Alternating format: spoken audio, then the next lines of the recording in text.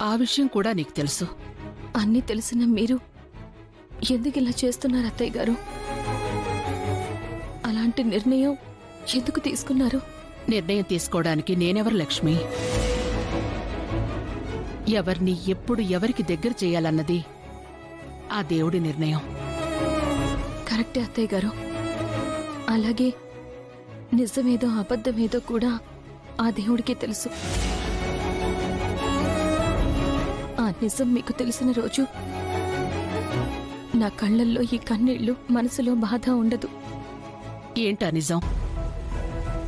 తిరిగొచ్చాక ఇంట్లో మీరు చూసింది మనీషా మెళ్ళో తాళి, తన కడుపులో పెరుగుతున్న బిడ్డ, ఆ రెండూ అబద్ధం.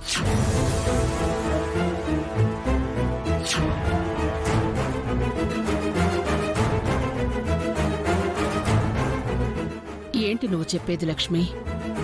అది అబద్ధమని ఏ ఆధారంతో చెప్తున్నావు? అందుకు సాక్ష్యం ఏంటి? సాక్ష్యం మీరు నేనే అత్తయ్య గారు. చిన్నప్పటి నుంచి ఆయన్ని మీరు పెంచిన పెంపకం సాక్ష్యం. ఆయన నాపై పెంచుకున్న ప్రేమ సాక్ష్యం. మీ పెంపకాన్ని, నా మీద ప్రేమని పక్కన పెట్టి ఆయన తప్పు చెయ్యరు అని నా నమ్మకం. అంతేకాదు, మనీషా గురించి నాకంటే మీకే బాగా తెలుసు. తను ఈ ఇంటి కోడలవ్వడం కోసం, మిత్రగారిని సొంతం చేసుకోవడం కోసం ఎలాంటి కుట్రలు చేసిందో, ఎన్ని కట్టుకథలు చెప్పిందో, ఎన్ని నాటకాలాడిందో అన్నీ మీకు తెలుసు.